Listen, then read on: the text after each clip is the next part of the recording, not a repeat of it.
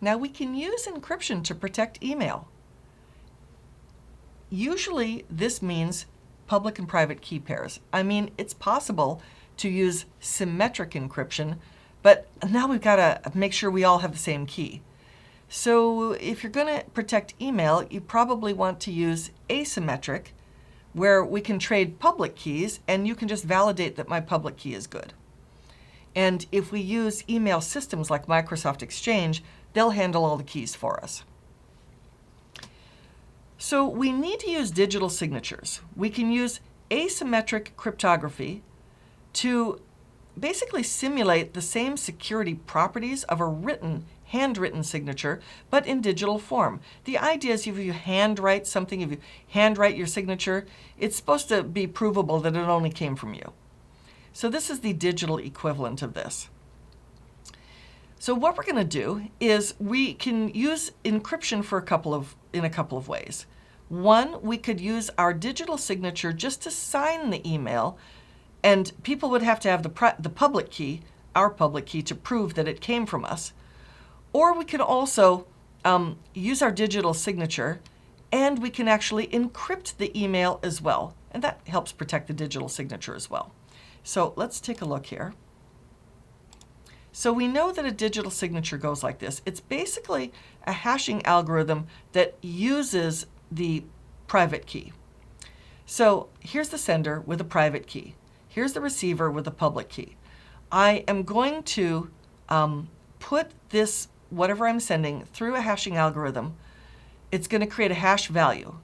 I'm then going to sign it with my private key. So we've got this signed message. I have to let the other guy have my public key. They use the public key to validate the signature, and then they use the hashing algorithm to validate the hash value.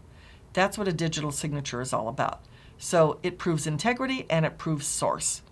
It proves authenticity. And since I'm the only possessor of the private key, I cannot say, oh no, I didn't send it because I signed it, and you've got my public key to prove it. So digital signatures, they go through this process. We create the signature, we use the signature, the email is sealed and delivered and accepted and opened, and then the signature is, of course, verified. Now, one mechanism we can use to protect email is SSL, which, by the way, we can also use it for browsers, and that's the one we know it for. SSL is an OSI session layer protocol. It's used by an application. Now, don't forget, in the TCP/IP DoD model, layers 5, 6, and 7 are lumped together. But if you're looking purely OSI, this is layer 5. Anyway, it's used by an application such as email or browser, and it will manage the security of the transmission of the message over the internet. It uses RSA asymmetric encryption. And SSL can use encryption key lengths of various lengths. SSL was replaced by something called TLS, Transport Layer Security. When we do secure email, we're probably using TLS, but you can choose in your email client, do you want to be SSL or TLS? See, the thing is that SSL and TLS, while they do the same thing, they are not actually truly compatible. It's two incompatible systems, because TLS was created to replace some of the security weaknesses of SSL. Anyway, TLS is also used to establish a secure connection between a client and a server. Or it can actually be done between two email servers as they send mail back and forth to each other. It will ensure privacy and integrity just like SSL. It uses the RSA algorithm with 1024 to 2048 bits strength. Now, the TLS handshake goes like this. The client and the server, they authenticate each other. They agree upon whatever the algorithm is. They trade, they create a symmetric key by trading public keys. Then the TLS record protocol is used to make a secure connection. It uses encryption with a block method like DES, but it is protected by those asymmetric keys. So now let's talk about OpenSSL. Practically every website on the internet used this version of SSL. It's an SSL product. It's used to create and manage public and private keys and all of their little parameters. It's used for operations related to public key cryptography. It calculates message digest, hashing. It will encrypt and decrypt. It tests SSL and TLS clients. It handles secure MIME.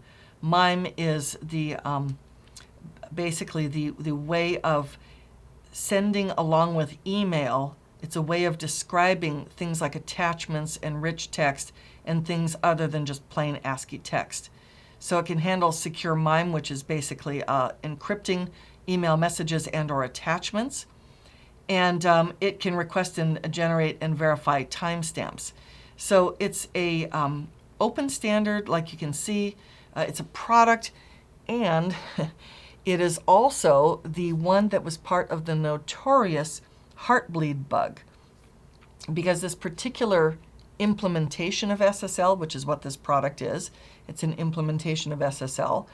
If you sent sort of special kinds of data to the website, it might give you more data than you originally request. And that's why it was called Heartbleed.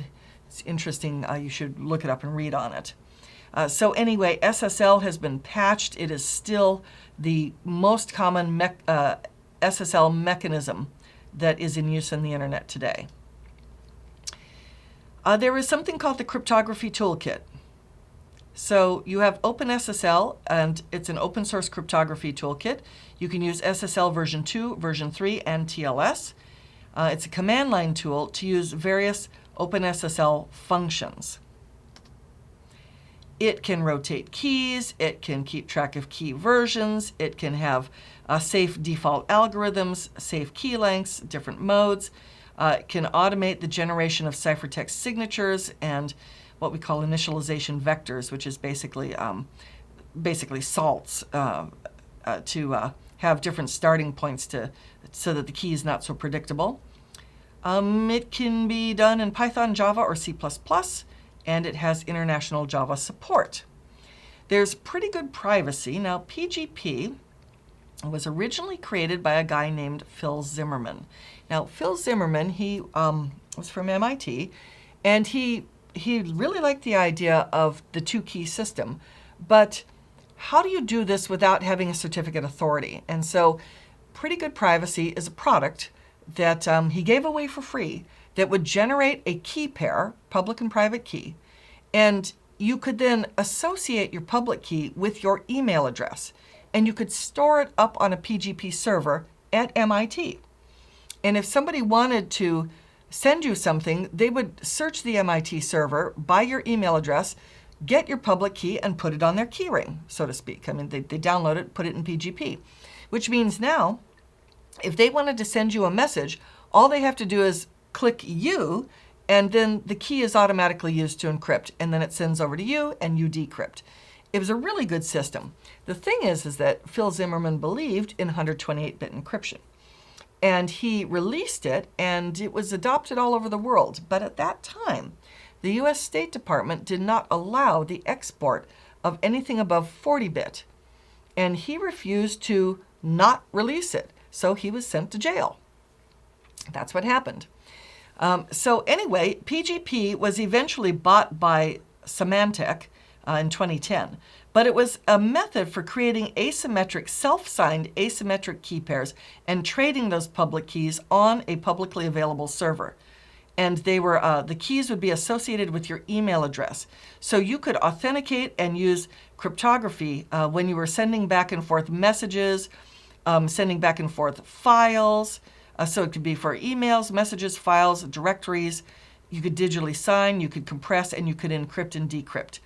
And all you had to do was search on the MIT server and other servers for somebody by their email address. It would automatically get their public key. It's on your ring, and now you've got it. So it was a great product.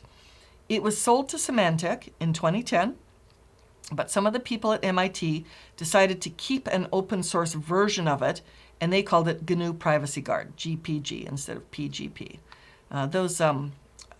Those open source people like to have these sort of like little word tricks. So PGP, here's an example. I've got some file. I've got my public key, your public key actually.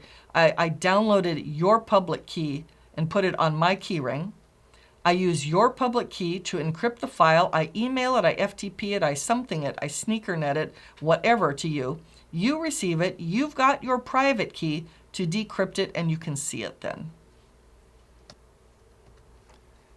So that's email encryption.